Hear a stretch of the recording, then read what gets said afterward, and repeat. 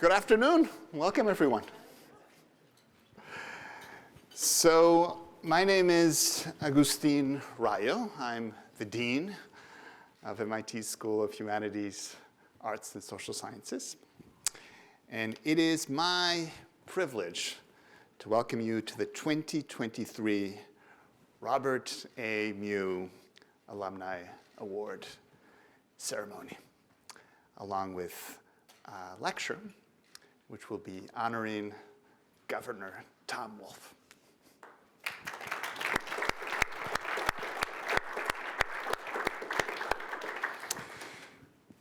The Muh Award was established in the year 2000, which was the 50th anniversary of the School of Humanities, Arts, and Social Sciences. Bob Muh, who is MIT class of 1959, created the award to honor MIT graduates who have gone on to make major contributions to education, scholarship, performance, and academic leadership. Bob and his wife, Berit, are here with us today, along with their daughter, Carrie, who herself is a 1996 graduate of the Institute. And Governor, you will be pleased to know that 2 of her degrees are in political science.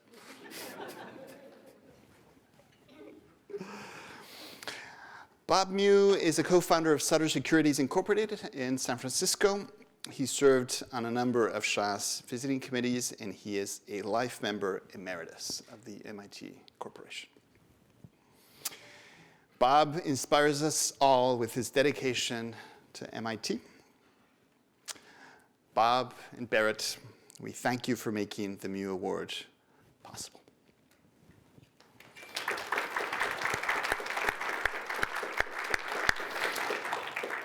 And we're so delighted that the 2 of you, along with your daughter Carrie, could join us today. Our new president, Sally Kornbluth, could not be here this evening, but she met with Governor Wolfe earlier today. Sends her apologies. And so today we honor Governor Wolfe, and to introduce him and tell us about his many, many accomplishments, I'm pleased to welcome Dick Samuels, who is the Ford International Professor of Political Science and Director of our Center for International Studies.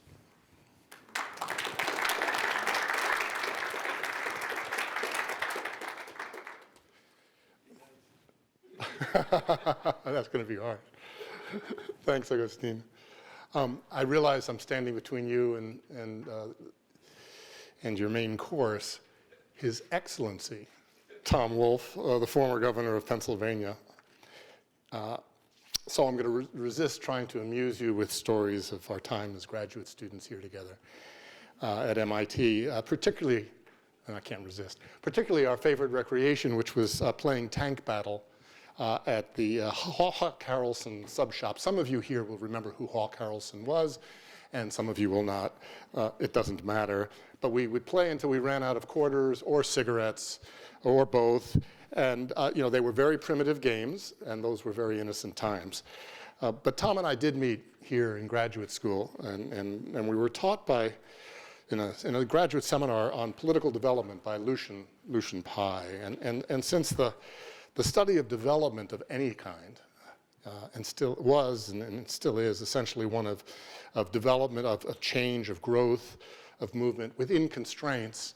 And since Tom's story is one of, I guess I'd call it anchored change, which is an oxymoron, but I thought it'd be a fitting way to frame a few short introductory remarks. So let me do that, and then I will get out of your way, I promise.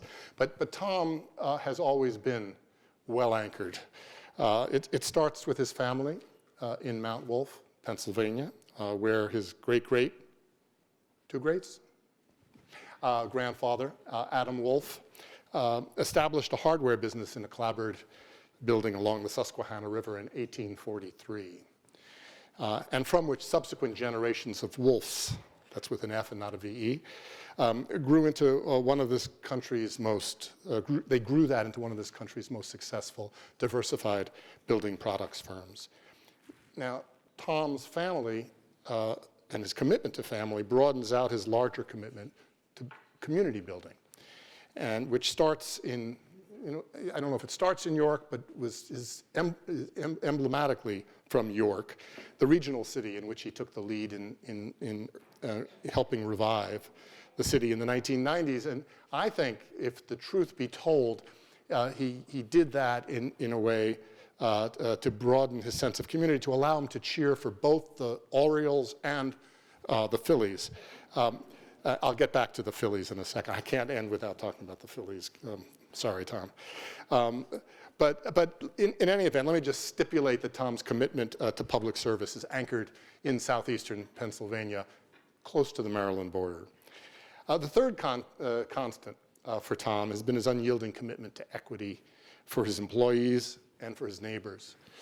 Wolf Supply didn't invent profit sharing, but it's practiced it and been committed to its practice for generations. And at the risk of stepping over some kind of hagiographic red line, there's another constant that has been Tom's balance of integrity and intellect. And now, some may think that this also, since he's been a politician for the last eight years, that too is an oxymoron. But as you'll discover when you listen to what he has to say, that he's a different breed of Paul altogether. There's a fifth. It's his humility. When I told Tom I'd been asked to say a few words of introduction, he insisted that I tell you two things. First, that he's a great guy, and second, that he's not bald. I'm going to let the baldness speak for itself. I don't think there's anything wrong necessarily with baldness, but his hairline may have changed, but his commitments to family and to his community has never gotten in the way of larger changes and never stifled his curiosity. As a Peace Corps volunteer, he planted rice in Orissa in eastern India, an experiment that took him to the University of London, where he did a master's in Indian history, and then to come here to MIT to study political science and American political history in particular with Walter Dean Burnham. And he also did extensive work in what was then a burgeoning new field of political demography with another colleague, great colleague, Myron Weiner. Now, Tom doesn't showcase his academics to the general electorate. I wouldn't necessarily, that may be humbleness, humility, maybe something else. But you should all know, let it be known, that his 1983 dissertation, written here in the next building, for course 17, won the American Political Science Association's E.E. Schatzschneider Prize for the best doctoral thesis in the United States that year. He turned down academic job offers. He returned to Mount Wolf. He drove a forklift. He managed a True Value hardware store. And eventually, he bought the Wolf. I'm skipping over a few things. But he eventually bought the Wolf Organization with his cousins. And he insists he did not get a family and friends discount. And I believe him. He's never lied to me. So he and Frances, who's here, next to Tom, sitting next to Tom, Frances, he will acknowledge, he has to acknowledge that she deserves more than half the credit for his success. She's been with him every step of the way, from London to Marlborough Street, across the bridge, to Harrisburg, and they still live today in the very same home of Tom's childhood, right next to that railway siding where Wolf lumber was first loaded and unloaded.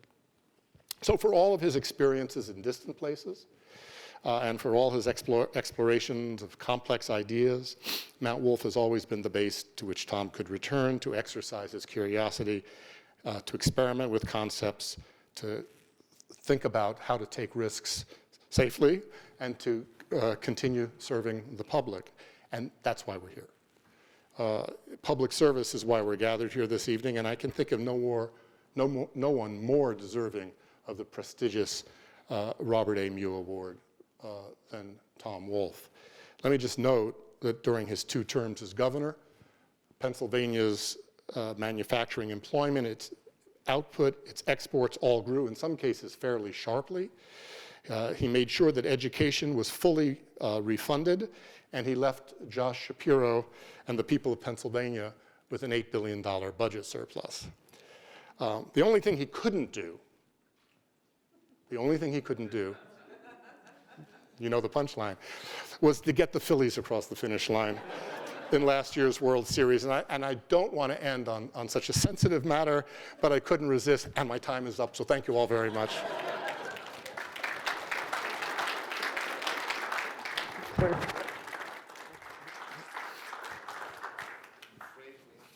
The award first. Oh my goodness.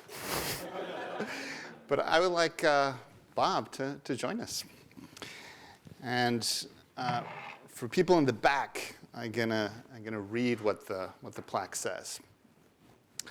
So it says, the Robert Muh Alumni Award in the Humanities, Arts, and Social Sciences, presented to Thomas W. Wolfe, PhD, Political Science 81, distinguished scholar and dedicated public servant. March 1st, 2023, School of Humanities, Arts, and Social Sciences, MIT. Thank you very much. Thank you.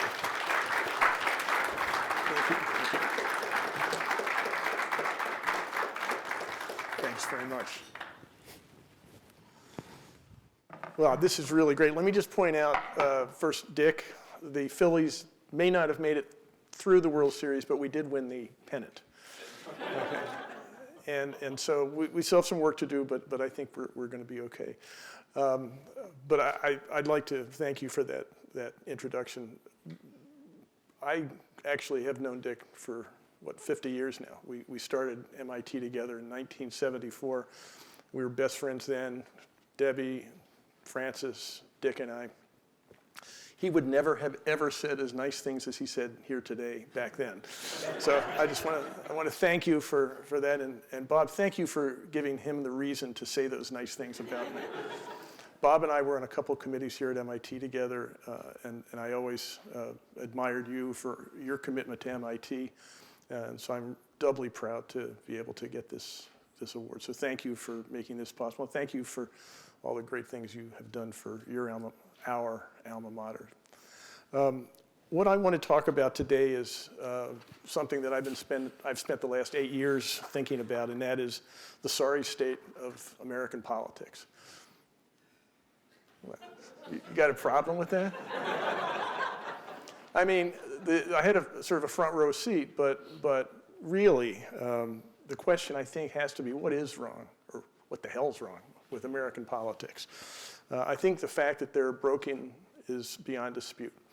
We're assaulted by countless instances of incompetence, dishonesty, nastiness, even violence, and on the part of a seemingly endless list of angry political antagonists.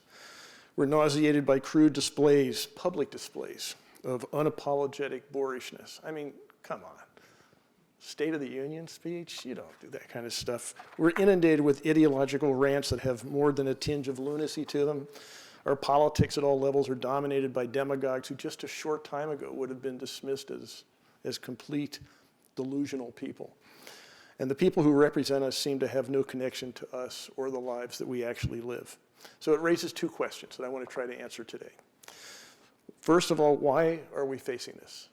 I'm going to give you my theory.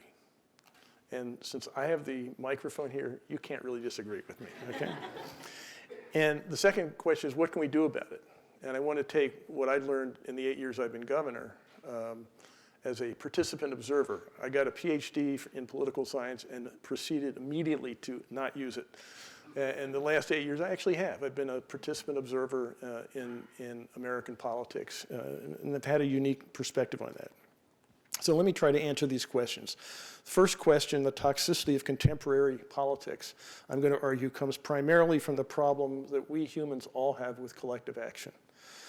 We don't do collective action well.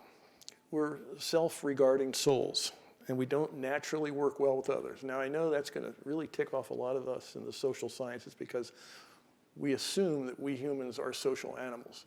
Well, we sort of are, and we're sort of not. But we are self-regarding souls, and we're not doing collective action really well right now. And it's problem, the dilemma that we each face as human beings. We each come to collective actions armed with our interests, goals, values, and preferences, and they're unique. At the same time, we have to attach ourselves to a common set of norms, rules, processes within which those individual interests, goals, and values and preferences are pursued. That's a dilemma. I mean, that really is a problem. And this requires an explicit and broadly shared commitment to the issues that make that common attachment legitimate. We don't think about that. Elinor Ostrom, there's some economists here. She is the first woman to ever win a Nobel Prize in economics. You know what her PhD's in? Political science from UCLA.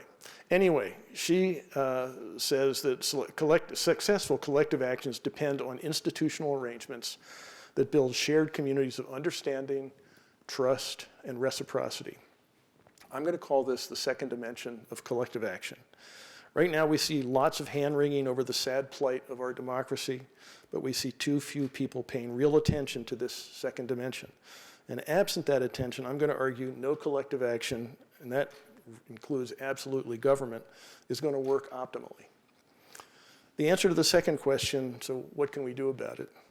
That's the second question, is that governments really do work when we pay adequate attention to this second dimension. And the politicians actually, the payoff is they can actually win elections. We don't really think about that, but it's true. And what I'm going to argue is the results of the November elections in Pennsylvania just a few months ago in 2022 actually suggest this is true. Those elections produced a real blue wave, the only blue wave in the United States. Experts, of course, were predicting a red wave, maybe because of some stupid things that Republicans did with like the Dobbs decision and a few other things, that maybe it wouldn't be a red wave, it would be a red ripple. But in Pennsylvania, something else happened. It wasn't a red wave, it wasn't even a red ripple, it was an absolute blue wave. Now, why was that? Pennsylvania, many voters seemed to affirm the system's legitimacy. They weren't just voting on the issues. They did this because the politicians in Pennsylvania actually paid explicit attention to the collective action's second dimension, and that's the second point I want to make. So let me start with the problem of collective action in a self-regarding world. Despite the fact that collective action is not a natural human act, we engage in it all the time. Families, for example, is the most elemental of collective actions. They're ubiquitous. We humans have always ended up in some form of family grouping. Indeed, it's difficult to imagine our species handling the multiple challenges of maturation, survival, from childhood to old age, absent some kind of family support mechanism. Businesses are collective actions too, and they're also ubiquitous. Now, of course, generations of theoretical economists have tried to explain the theory of the firm in a world where it's not logically clear why a firm exists at all. Why aren't we all just gigs, Ubers? But exist and persist, businesses do. The market itself is a collective action. It's the arena in which businesses compete, exchange with each other, and interact in a whole host of ways with consumers, investors, and employees according to a complex and malleable set of rules, conventions, and procedures. And of course, politics is a collective action.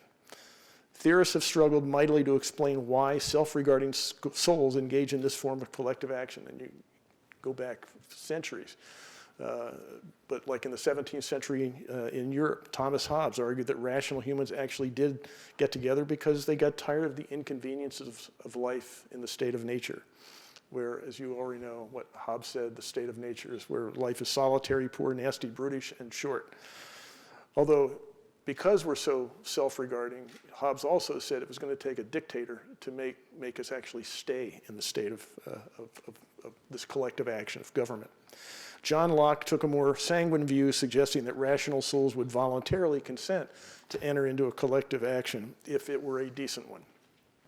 But if it's hard to understand why people enter various forms of collective action, it's even harder to understand why they stay in them. Theoretically, our lives would be vastly different and, to Hobbes' point, vastly poorer without them. And yet, for all that, they don't seem to be very durable in human society. Families, they often fall apart. Businesses appear and disappear with striking regularity. Market configurations, they come and go. And political collective actions have always risen and fallen throughout history. Historically, monarchies, dictatorships, republics, utopias of all sorts really have limited shelf lives relative to the history of the world. And this gets us back to collective action's two dimensions. On the one hand, we enter and stay with collective action so long as they deliver the goods, and that's the first dimension, and it's important. The trains have to run on time. Thus, families provide us with basic things at various stages of our lives that we would be hard-pressed to provide for ourselves, like shelter, food, clothing. Businesses, they provide goods and services people are willing to consume. And they also provide a place where people can earn a living or get a return on an investment. The market smooths out the numerous frictions in a world where people are looking for the most convenient way to exchange, to compete, to innovate, or get ahead. And government provides us with the policies, and it arbitrates between the multiple viewpoints, the multiple ideas, the interests and ideologies that give birth to those policies. All these things represent one dimension of collective action, and the existence of collective action. But again, there's that second dimension to the health of collective action, and that is connected to the first, but it's independent and important on its own. It consists of giving participants the confidence that the collective action they're engaging in is worthy of their trust and support and continuing engagement. In other words, collective action must include a clear and explicit commitment to building and maintaining legitimacy. And that means that collective action participants, especially the leaders, have to consciously nurture that legitimacy. Let me go through the thing. Families, for example, they exist in large part because of genetic affinity. We got that. And those families presumably provide food, shelter, and clothing, and so they deliver important goods. But if the parents in a family don't promote and enjoy the trust of the collective, their children, their spouse, those families crumble. Businesses can provide great goods or services, but if they can't do it in a way that satisfies customers, investors, or employees, no matter how good they are on paper in that first dimension, they don't survive. One example of that, by the way, and having been a True Value hardware store manager, it doesn't take a whole lot of dishonesty to make a business go under. Mighty Walmart has a 3.3% pre-tax net profit. That means that 96.7% of their customers, vendors, and employees have to be honest. If they have shrinkage that goes beyond 3.3%, they're out of business. So most people, overwhelmingly, most people are honest, and they depend on that. When that falls apart, the whole enterprise falls apart. The market, too, runs on trust. Yes, all those transactions, exchanges, and business relationships require formal rules, laws, regulations, and agreements. But they also require good faith and trust. As someone who was in business for 25 years, you can do all you want with formal agreements. You got to trust the people you're working with. And of course, politics ultimately rests on trust. Again, politicians must transact the day-to-day public business of crafting useful laws and policies. They got to make the trains run on time. At the same time, however, those same politicians have to craft those laws and policies in a trustworthy way. Unfortunately, the second dimension is not typically taken as seriously as it should. I'm saying this because with personal experience. It's not taken as seriously as it should be by political elites. I used to say in Harrisburg, we are here to transact the people's day-to-day business, but we're also stewards of a grand, in our case, democratic tradition. They would laugh, sort of dismiss me. So the second dimension is really not taken as seriously as it should be. Instead of paying close attention to the legitimacy of the rules and the traditions that define our political system of collective action, politicians generally ignore them. The gift rules they design, the lobbying regulations they enact, the campaign finance laws they do their best to diminish, all suggest that trust and legitimacy are little more than soft-hearted irrelevancies in a hard-nosed world of practical politics. They're worth paying lip service to, but not much more. So most of our politicians pay scant attention to the things that might endow our political system with the legitimacy it needs to promote the allegiance of its participants. This trivialization of ethics is a problem that infects far too much of our society. In his 1961 novel, The Winter of Our Discontent, has anybody actually read Steinbeck's Winter of Our Discontent? I didn't think so. It's not one of his better versions. Anyway, his main character, Ethan, I don't know why I read it. It was on sale, I think. Ethan Allen Hawley, his whole point was that ethics and success are mutually exclusive. They have no ethics, have no practical utility in the real world. And many of the people who give life to our collective actions, including our politics, seem to agree with them. The famous philosopher, you may have heard of him, Groucho Marx, you heard of him? Suggested that the secret of success is honesty and fair dealing. If you can fake those things, you got it made. Ethics, therefore, serve as little more than abstract props in a world of self-serving souls attending to the things that really, really matter. My argument is that both Groucho and Steinbeck are wrong, and so are most of our politicians. Ethical behavior actually does matter in the real world. In 2017, there was an OECD publication that suggested that trust in politics and political settings stems from two different but complementary components. First, competence or operational efficiency, dimension one, making the trains run on time. But second, values or underlying intentions and principles that guide actions and behaviors.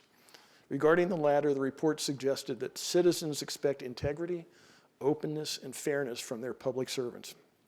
In other words, citizens want it both ways. And we humans need it both ways for collective actions to be successful and to actually endure.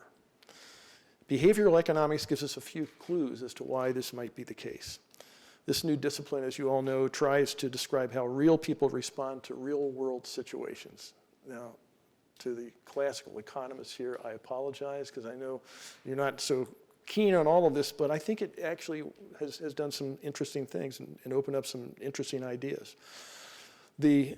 Richard Thaler is the Nobel Prize-winning behavioral economist who's at the University of Chicago, uses game theory to test economic and social behavior in real-world situations. Now, one such simple test that he uses is called the public goods game. There are many variants of this game, but I'm going to give you one. So this is just one variant. You can make up whatever one you want. But there are 10 players sitting around a table, okay? Each of whom have been given $10 by the game's organizer, $10 in cash, $1 bills. And the game consists of 10 rounds. Got it? That's the game. In each round, the participants are asked to place a portion of their money from $0 to $10 in their pot. No matter how much they have, they can't put more than $10 in. I'm saying all this because this is MIT. I want to make sure the arithmetic works. Okay. At the end of each round, the organizer sums the total in the central pot, 0 to 10, or 10, right? Put whatever you want into that. He adds, or she adds, 40% to it, and then distributes the total equally to the 10 participants. You're starting to think how this works. Collectively, the maximizing strategy would be for each participant to put the full $10 into the pot, right? That would mean each participant would end the game, 10 rounds, with $50. You start with 10 and you end it with 50. That's $10 times $4 times 10 rounds, right? I want to make sure my arithmetic is right here. You're with me, right? The problem, of course, is that what makes optimal sense for the collective does not make optimal sense for a random individual. And it usually doesn't take too long before one of the participants figures this out. Typically, the first round has at least one participant who realizes that if they put $0 into the pot, right, and everyone else puts $10 in, they get to keep their $10, right, their stake, and they get 10% of what? $126. $90 plus 90 times 4, $36, $126. Divided by 10 is $12.60. That free rider gets the $10 plus $12.60. Compared to the cooperators, each just getting an additional $2.60. They have $12. After the first round, the cooperators, the good folks, $12.60.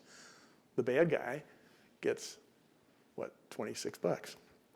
So, $22.60.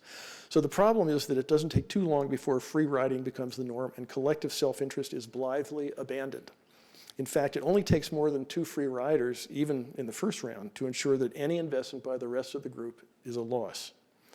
The point of the game is that the loss of trust among the participants, which doesn't take too long to get to after that one free rider, it leads to dysfunctional behavior by the group and a suboptimal outcome for everybody, the tragedy of collective action.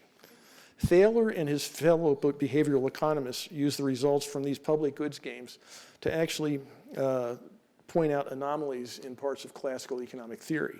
But the public goods game results raise questions in my mind in the political arena as well. The free riding, the trust squandering behavior of the public goods game participants, and the abandonment of the pursuit of collective self-interest looks a lot like what we're seeing in politics today. As the public goods game shows, when trust in a system declines, so too does the legitimacy of that system. And when that happens, the inclination of people to participate in that system as rational collective actors also declines. This decline is in fact what we've been seeing for a long time in the United States, according to a set of surveys that reaches back to 1958. These national election studies have typically asked respondents whether you've heard of this, do you trust the federal government to do the right thing? In 1958, 73% of Americans said yes, we do. By 1974, that percentage had dipped to 36%. Since then, it has not risen above 50% except for a very brief period around 9/11. The most recent poll taken in May of 2022 showed that result was at 20%. 20%. It's safe to say that this decline in trust will produce the same results in the political sphere as the decline of trust produced in the public goods game. People are just going to start to go off on their own. Thus, when people's trust in a collective action, let's say the political system is compromised, people respond in ways that disrupt that collective action. Now, let me point out a real-world example, taxation. It turns out that politics lacking, before I was governor, I actually spent a year and a half as Secretary of Revenue in Pennsylvania, so taxation was on my mind. It turns out that politics lacking in legitimacy, seen by their constituents as less trustworthy, tend to have a tougher time raising taxes. For example, as trust in America has declined since 1958, so too has the top marginal tax rate. Coincidence? Well, there actually is a significant correlation. It's sort of interesting, but a very simple bivariate equation has a relationship between the decline in trust and the decline in the top marginal tax rate. But if that's not enough, the same can be seen in a multinational analysis of taxation. A couple years ago, I did a statistical test of the OECD, and there's a correlation between Transparency International's Index of Corruption in the OECD countries and the OECD Tax Policy Effectiveness Index. Then you can go to their website for the definition of what those things are, but it's positive, and it's very significant. That is, where trust is in short supply, so too is the people's willingness to be taxed. The idea is that as long as politicians ignore the second dimension of collective action, they're going to lose the trust that is so central to sustaining legitimacy in a political system. And we'll see more of the kind of dysfunctional behavior that is now tearing our political system apart as this goes on. This suggests that politicians have to stop paying one-dimensional attention to the outputs they create and give equal attention to the nature of the system within which those outputs are created. We need to focus on the health, the legitimacy of the system. Again, this is the second dimension of collective action. The question is, and this is the second question, how do we do that? And this is where I'm going to point out Pennsylvania, because I think Pennsylvania was an outlier in the November 22 elections, and it's also suggestive into what politicians can do about this. On the one hand, our politicians did what politicians all across the country did. They went to the hustings, they invested lots of time, lots of money on pollsters, advertising, exhausting rounds of public appearances and interviews, all designed to promote their ideas and their candidacies. But the results in Pennsylvania were not like the results in any other state in the Union. Pennsylvania voters turned out in large numbers to reward Democratic candidates handsomely.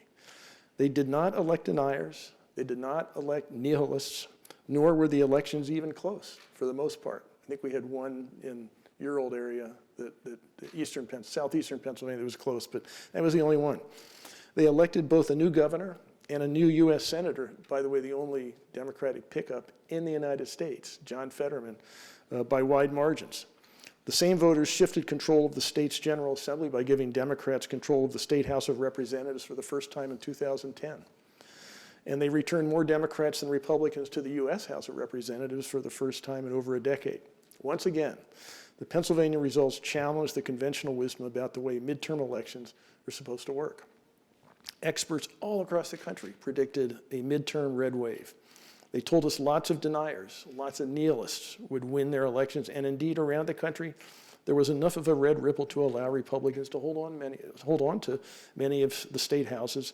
A lot of these nihilists did actually win, and the Republicans actually did take back control of the U.S. House of Representatives. But in Pennsylvania, it didn't happen. Not only was there not a red wave, there wasn't even a red ripple.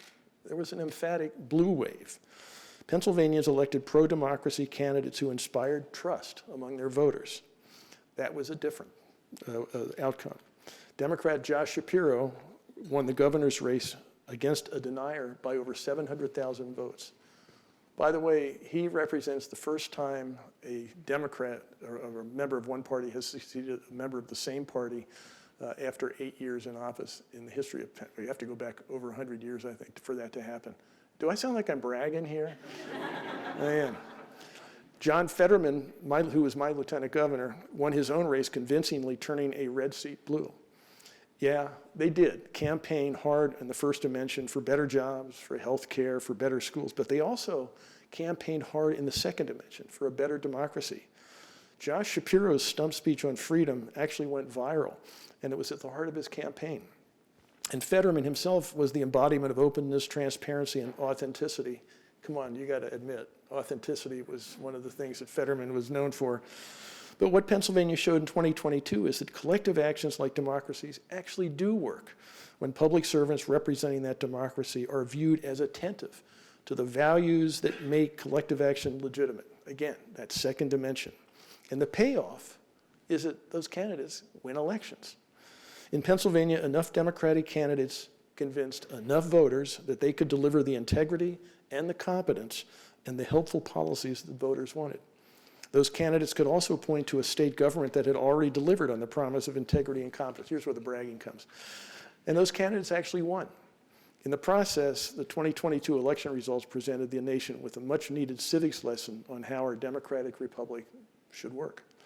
It turns out that while politicians in most places were confining themselves to the outputs that they were so carefully championing, the voters all around the country actually were paying attention to the character of the system that was creating those outputs. In Pennsylvania, enough candidates understood this, and they played to that. So while they promised to create good laws, policies, and programs, they also promised to do so honestly and competently. Now, I got a chance to see this firsthand. For 8 years, I served as governor of Pennsylvania, and I took this second dimension really seriously. Hey, I wasn't a politician before. During those 8 years, Pennsylvania has moved forward in some really interesting ways. We're more transparent, our politics. I think more demonstrably honest than we were 8 years ago. We're also financially stable. This list of second dimension reforms that occurred in the last 8 years include a total gift ban, not a de minimis gift ban, but a total gift ban. Comprehensive reform of state contracting, opening the process to groups that had previously been wrongfully shut out. Nonpartisan redistricting reform. I can't tell you how many calls I got from Democratic Pauls telling me to let's play it. It's our turn now to play games. I said, no, we're not going to do that. Finally, my administration embraced the idea and practice of transparency in all appropriate aspects of government operations. For example, we published the expenses of all cabinet officers online. That had never been done before. My schedule published that. We also operated the Commonwealth in a competent way. People were looking for competence. Now, you're from Massachusetts. You probably have had better luck with finances in Pennsylvania, but for my life, Pennsylvania has always been in really tough financial shape. When I took office in 2015, our budgetary reserve was virtually non-existent. We had $230,000 in our rainy day fund. Now, let me put that in perspective. That was worth 20 minutes of operations. There was actually one state worse than us. Anybody here from Illinois? Illinois was 11 minutes. So we're operating with that, and we were operating with a structural budget deficit, according to the independent fiscal office, of $2 to $3 billion a year. We couldn't pay our bills, and we couldn't afford to deliver the policies Pennsylvanians wanted and deserved. So now today, as Dick said, Pennsylvania has a $5 billion in its budgetary reserve. And we started building our rainy day reserve in 2019. So it wasn't anything to do with ARP or any of the other things that came out of the federal government. We actually started doing some good things earlier on. And since 2019, the Commonwealth has enjoyed a string of budget surpluses. The current budget calls actually for a $5.3 billion surplus. But when I left office on January 17th, the revenues were running $500 million ahead of the estimate. The current budget calls for a break-even budget, but the estimates on revenues are $3 billion below the estimates of the Independent Fiscal Office. All of this has been achieved without a tax increase. So those Republicans, those of you who are Republican out there, didn't do any of that. Both things led the voters of Pennsylvania to give me, and it appears my successor, the license to pursue a slew of policies that in the past might not have been accepted. Thus, I dramatically increased education funding. That was fairly straightforward. I expanded Medicaid under the Affordable Care Act and built a state-based exchange. Both of these initiatives brought our uninsured rate to the lowest level ever. Those are sort of standard first dimension kinds of things. But the attention paid to integrity and competence also allowed me, I think, to take some license with some other things. I vetoed more bills than any of my predecessors. I never had a Democratic majority in either chamber of the House, of the General Assembly. Where are the tears? Where's the sympathy here? Most of the bills that I vetoed had to do with women's rights, with LGBTQ rights, and with voting rights. By the way, none of these vetoes were ever overridden by the General Assembly, even though I didn't have a majority in either chamber. Pennsylvania reduced its prison population by 11,000, which allowed us to close 2 prisons. I issued over 2,000 pardons, a record. We created the first in the nation clean slate legislation, sweeping the misdemeanors, and didn't go quite as far as I would have wanted, but hey, I didn't have a majority in the General Assembly. But clean slate legislation, and I placed a moratorium on the death penalty. I couldn't get legislation for that, but I could do it. I said, I'm just not going to sign them. The election results in Pennsylvania happened because many of its politicians developed a reputation among their voters for paying attention to the things that promoted systemic legitimacy. Not everybody in Pennsylvania, if anybody from Pennsylvania, would not necessarily say, yeah, go ahead on all those things I just listed. But I got away with it because I think people said, yeah, he's running sort of an honest shop. In fact, the OECD is right. The things that burnish a political system's legitimacy actually are important. In the Pennsylvania 2022 elections, they were decisive. What we showed in Pennsylvania in November is that when we pay attention to that second dimension, collective action can work. When Pennsylvania politicians convinced voters that they took honesty, integrity, and competence seriously, they actually won their elections. Yeah, we need to feel free to engage each other with fundamental disagreements over what the optimal public outputs ought to be. Yeah, that's what politics is. We disagree, we fight. We need to feel free to argue. We need to feel free to disagree and to compete. But we must also sustain the shared attachment to the collective action within which we engage each other in these arguments and disagreements and competitions. So public servants must be unambiguous. They must be consistent and clear in their commitment to honesty, integrity, and competence. When they behave this way, when they attach themselves to this way so publicly, politics can actually proceed in a functional and constructive manner, even when you don't control the General Assembly. Disagreement and debate minus the rancor is what we ought to be looking for. This is what Pennsylvania showed in the 2022 elections, and I'm arguing it's why Pennsylvania was such an outlier in those elections. Voters there responded rationally to a self-consciously honest approach to governing. They responded positively to a competent political system that made integrity an integral part of everything it did. They responded positively to a government actively seeking legitimacy. And they responded positively to candidates who they believed would continue to promote that form of legitimate governance in the 2022 elections. Again, it was that great philosopher Groucho who quipped, "The secret of success is honesty and fair dealing. If you can fake that, you got it made." It turns out that collective actions work even better if you're not faking it. And that's the lesson of Pennsylvania. It's the lesson for any public servant, any politician who really wants to move our political system beyond the bitter toxicity that surrounds us today. It's also a lesson for politicians who want to win elections. So thank you very much. So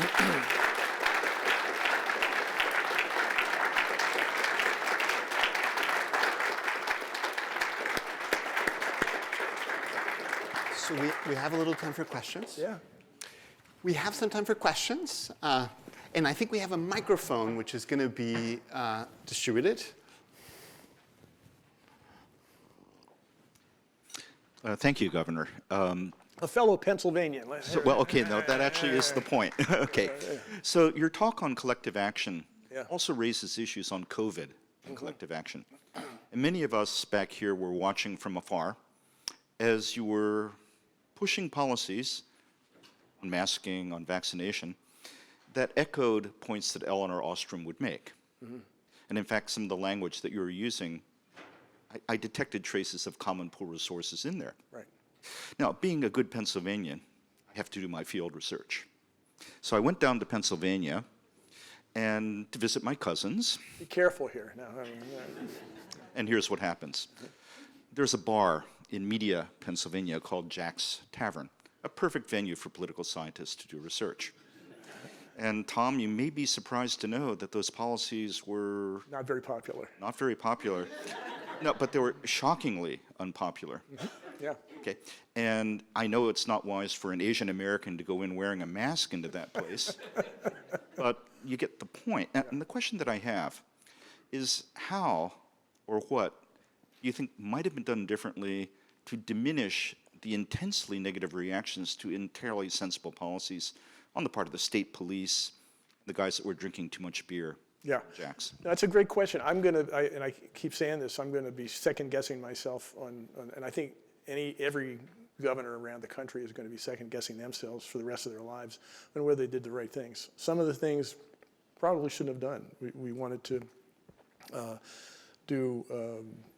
force hospitals to manage their elective surgeries. We didn't really have to do that. Hospitals were doing that anyway.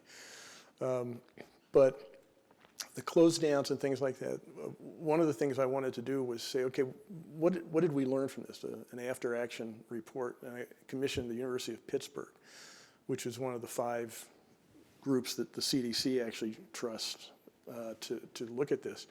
And we saved a lot of lives, like 40, they say 40,000.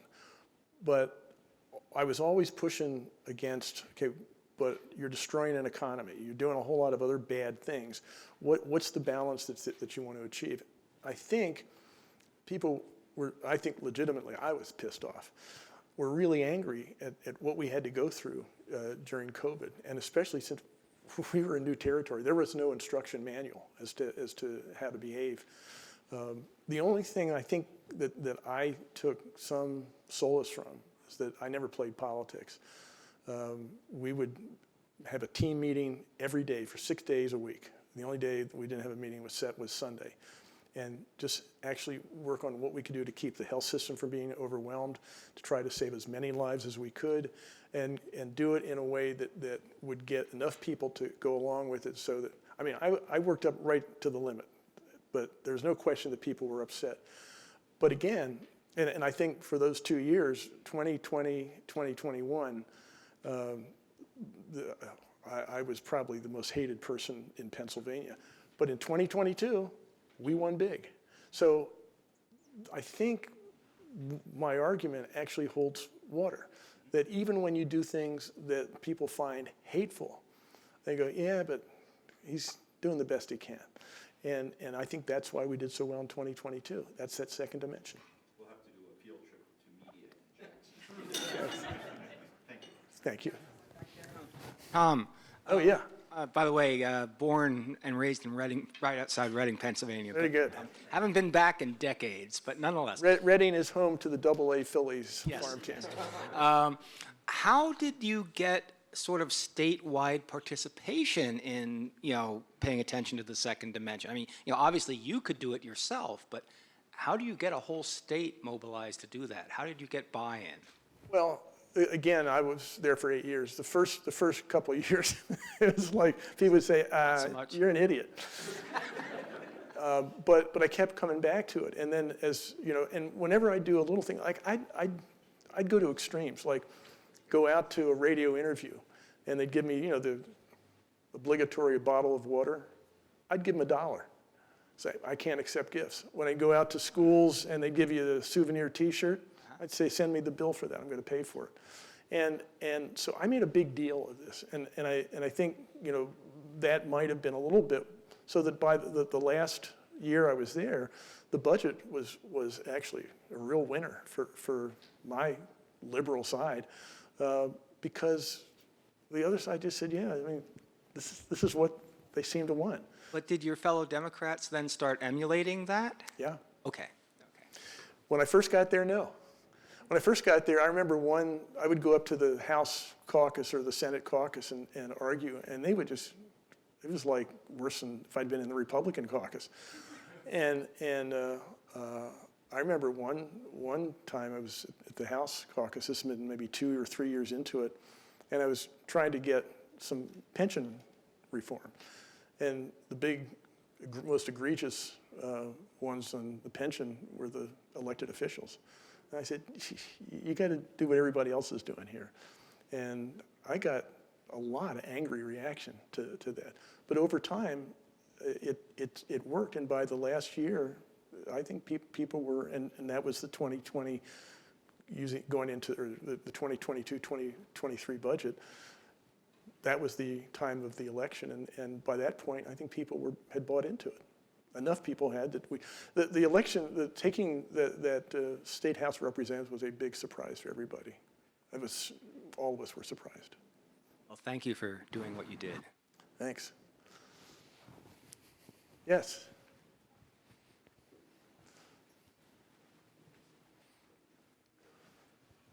So you ended your speech by saying that here's the formula to restore faith in government for politicians of goodwill who want to do that.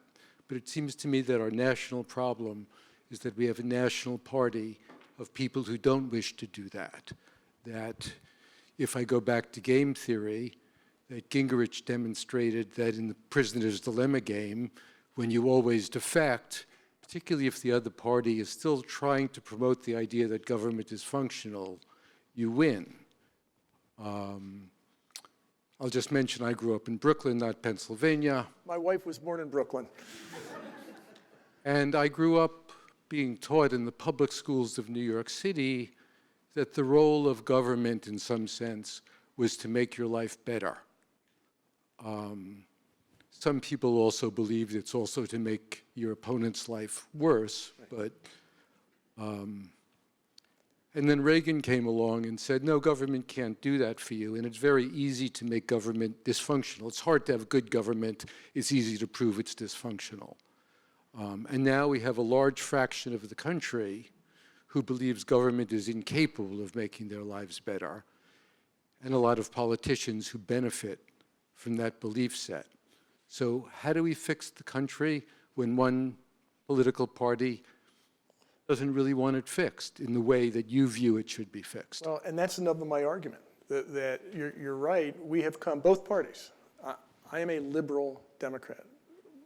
Somebody said I was the most liberal governor in the United States when I first got here. I don't know if that's true or not. I don't even know what that means. But I am a committed Democrat.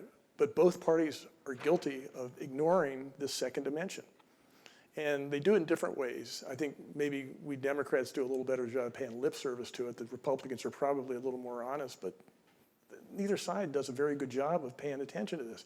And I think what Pennsylvania showed is when you actually embed that in your campaign and you say, actually, I'm not going to just pay lip service to this. I'm actually going to take it seriously. Not that they're saints, not that this is a group of people who have had a conversion. They actually said, okay, I'm gonna try to show that I take some of this stuff really seriously. It actually works. People out there in Pennsylvania, it's interesting how many people voted for Barack Obama in 2012, who voted for Donald Trump in 2016, and actually voted for me in 2018.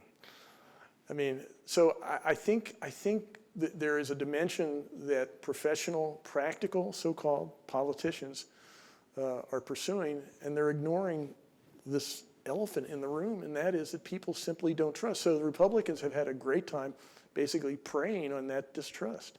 And they've preyed on it because It actually exists. There's reason to distrust our political system. Yeah, although I would argue that Obama had one of the best second dimension. You know, there was zero corruption ever revealed in Obama's. Yeah, and he won. He won in Pennsylvania. And Right, but it didn't carry through no, on the national level. I think, yeah, it did in 2022 in Pennsylvania. It worked. And I suggest that it's funny, you haven't seen a lot about what happened in Pennsylvania. There was a blue wave. It wasn't, the red wave didn't appear as much. We actually had a blue wave. We had a lot of pickups. And I can't explain it except people were looking at something other than what they were looking at in other parts of the country. John Fetterman won overwhelmingly in his race for the Senate.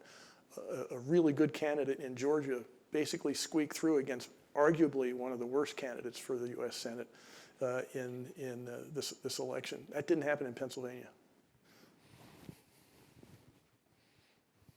So how can we take this approach and take it to other states and make it work?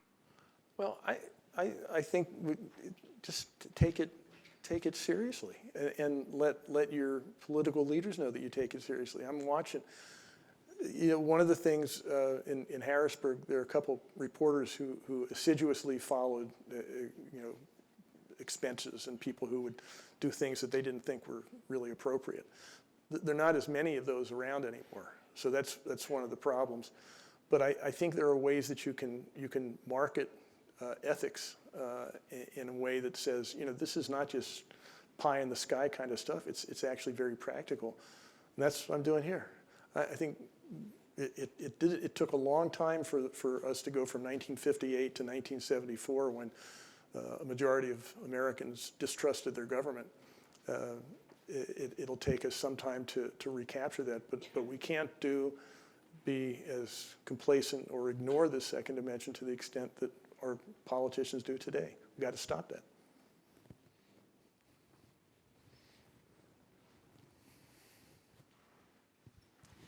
My son has voted with his feet and moved from Massachusetts to Pennsylvania. All right. Yeah. I'm just wondering, so this is fascinating, and I'm just wondering if you could tell us a little bit about the members of the state legislature, especially on the Republican side, who would vote on with you, because your party did not have a majority, obviously, and so some of these legislative measures, you must have had some bipartisan support. So is there something special about those, or unique about those Republicans who are sort of willing to go along with what you proposed? Well, there were some, yeah, and I think there were some issues like education. You could probably get some agreement on things that you couldn't on others. But a lot of the stuff I did with using my executive authority, like the pardons. I didn't need legislative help for that. The moratorium of the death penalty, I did that on my own. Just I'm not going to sign death penalty, not going to sign execution warrants. So a lot of that happened because I just did it, and that also pissed them off. Pennsylvania actually has a freedom caucus in its state general assembly. So there is a group of people who are really, unfortunately a lot of them are neighbors of mine in York County, but who are real deniers, and one of the guys who led the January 6th assault is our congressman, Scott Perry. Heard of Scott Perry? Yeah, he's my U.S. House member. Anyway, so I think there's a core of people, and in their caucus they spoke loudly enough that they could be disruptive. But I could still get some things done. When the Democrats won control of the state house, my first thing was, because they get seated before I was out of office. So like the first week in January, I went up to the House caucus, and I said, why the hell couldn't you do this when I was here? We could have gotten, I think, more things done. But I did my best to schmooze and do the things to work through, but I made no apology for just being to disagreeing with what they were doing. And I think I actually got some credit for that. Yeah, Suzanne. Oh, sorry. So I'll get you, Suzanne. You're next. I was wondering if you can talk a little bit about the role of data and polling and how that influences politics and politicians, and like, is that in opposition to this second dimension? Less and less. First of all, pollsters will tell you they have a harder time getting people to answer the phones. But second, the results of polls that have been taken are so poor that they have a problem. In Pennsylvania, for example, the professional pollsters, like in Josh Shapiro's campaign, and he spent a lot of money on polling, said that it was going to be a close election. I said, I don't think so. You're going to win by, he won by 700,000 friggin' votes. And it was a high turnout election. So I think the polling has some issues right now. I don't pretend to know how they can fix it. Maybe people are actually changing, or they're lying to pollsters, or they're just not answering the phones. But that's a very tough business right now, and it hasn't done it. It didn't do a good job in the 2022 election predicting results in Pennsylvania. Now, Suzanne. So I was thinking that the period that you described of the collapse of trust of Americans in their government, I mean, politicians in the old days were not necessarily more decent, less corrupt, less likely to follow through. So it's not that individuals as politicians necessarily change so much, but it's the same period over which there's been a tremendous change in the structure of society and economy. It's the period in which we've had a tremendous increase in inequality. Mm-hmm. It's a period in which we've had wars that we've intervened in, about which there's been tremendous disagreement among Americans about whether they were wars we ever should have been in the first place, Iraq, wars we lost in Afghanistan. And so I'm just wondering how much we can really understand changing views about trusting government without reference to these big macro changes in the country. I think that's a good point. You can't ignore them. And I think the 1950s results of those polls probably had a lot to do with how recent World War II was and how people actually pulled together. So I don't want to say that there's a golden era back in American history. There were some elections I think where ethics were actually put out and candidates got elected. I mean, Donald Trump, one of his promises was to drain the swamp, right? So I think there is a dimension, there's an element there that people are ready to bite for somebody who they actually believe can do something. He didn't follow through. I don't think he could. But it doesn't say that there is an element in American politics that really ought to pay attention to that in a way that we're not right now. And again, that's not to say I'm going to be something that's superhuman. I'm going to be a saint. No one's looking for that. But if you said, I really take this seriously, I'm going to do my best, that would be a big step forward. And if you can convince voters of that, you're going to win elections. And it's something that practical politicians, the inside the Beltway folks, they don't buy that. They just don't buy it. Both parties. I'm an outsider here. But. So we have time for one more question. Thank you. This is great. Just a question about media and how it's changed as well. Consolidation of media so that people get it from fewer outlets, cable news, social media, and then the lack of local media, which can affect what people hear about actually happening in their state, including the blue wave you were talking about, which people aren't as aware of as I think you might believe as well.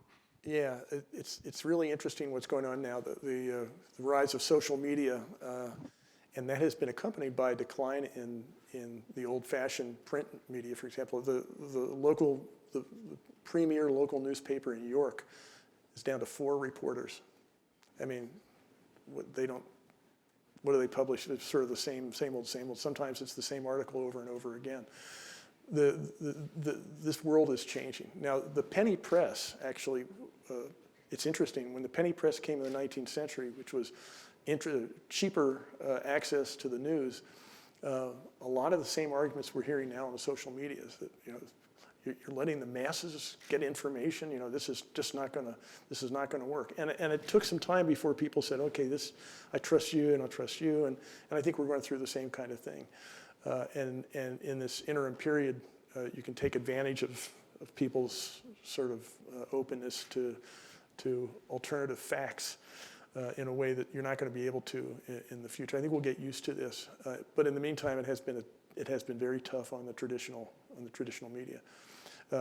We do have fewer resources being devoted to news on the television.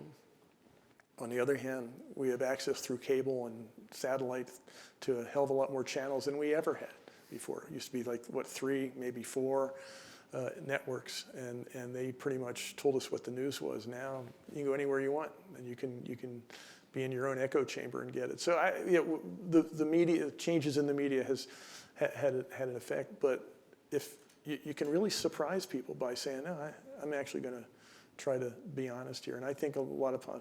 By the way, I'm not running for anything. So I'm out. I'm retired.